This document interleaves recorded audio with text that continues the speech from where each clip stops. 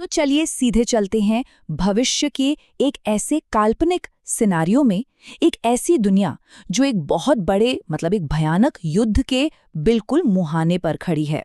जरा सोचिए, तारीख है 7 अप्रैल 2026 और अमेरिकी प्रेसिडेंट का ये डरावना सोशल मीडिया पोस्ट आता है।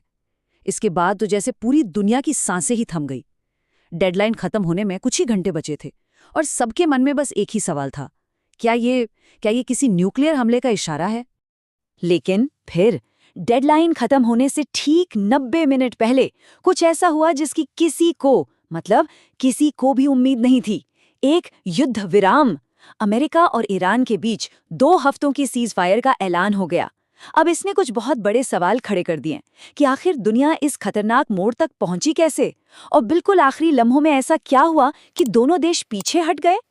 तो चलिए सबसे पहले उन आखिरी बेहद तनाव भरे घंटों को समझते हैं जब ऐसा लग रहा था कि बस अब तो एक भयानक जंग होकर ही रहेगी।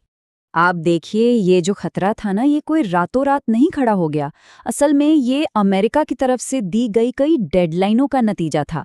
अमेरिका बार बार ईरान से हॉर्मुज़ स्ट्रेट को फिर से खोलने के लिए कह रहा था, लेकिन ईरान लगातार इन चेतावनियों को नज़रअंदाज कर रहा था।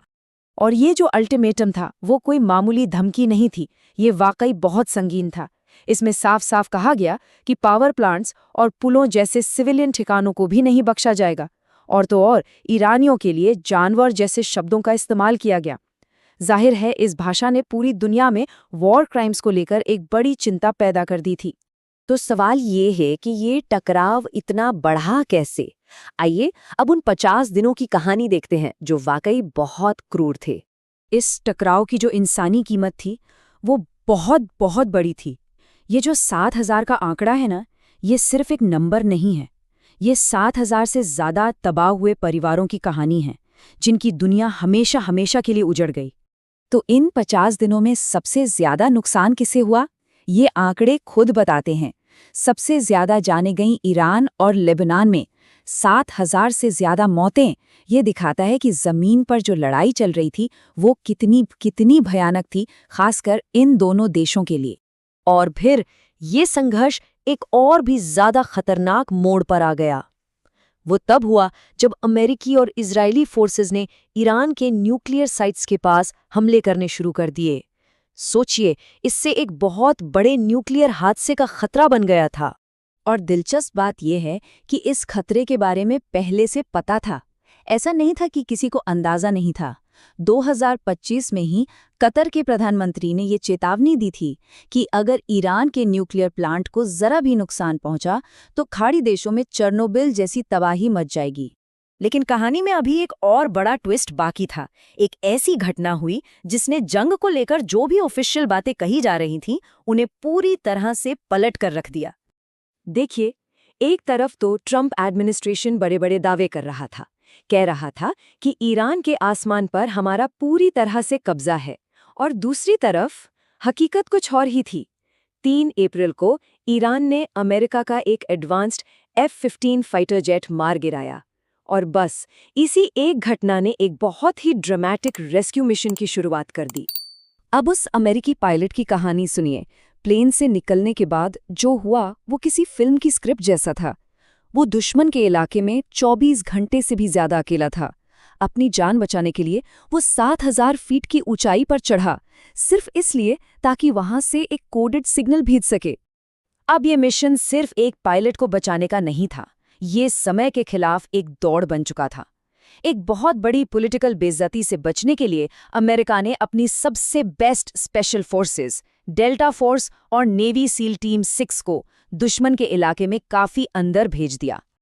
तो हाँ, पायलट तो बच गया, लेकिन ये जो सफल मिशन था ना, इसकी कीमत बहुत बहुत ज्यादा थी।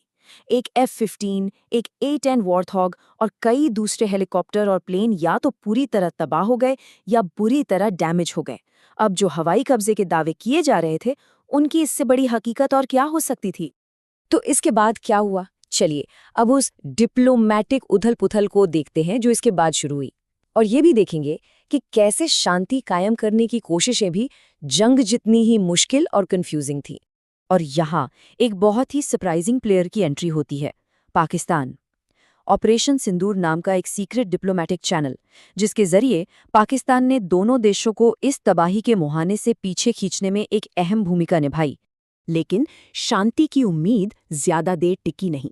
सीजफायर का ऐलान हुए कुछ ही घंटे हुए थे कि एक और हिंसक मोड़ आ गया। अमेरिका के एक बड़े सहयोगी इजराइल ने लेबनान पर अब तक की सबसे खतरनाक बमबारी कर दी। इससे मामला सुलझने के बजाय और भी ज्यादा उलझ गया। तो ये जो शांति की बातचीत थी, ये फेल क्यों हुई? वजह बिल्कुल साफ थी। मुद्दा था ईरान का न्यूक्लियर प्रोग्राम। ईरान कह रहा था कि हम 5 साल के लिए एक्टिविटी रोक देंगे, लेकिन अमेरिका की मांग थी 20 साल। अब 5 साल और 20 साल में इतना बड़ा फासला था कि कोई समझौता होना नामुमकिन ही था। तो जब डिप्लोमेसी फेल हो गई तो ये संकट एक नए फेज में चला गया।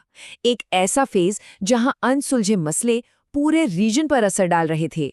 डिप्लोमेसी फेल होने के बाद जो हुआ वो एकदम केओस था।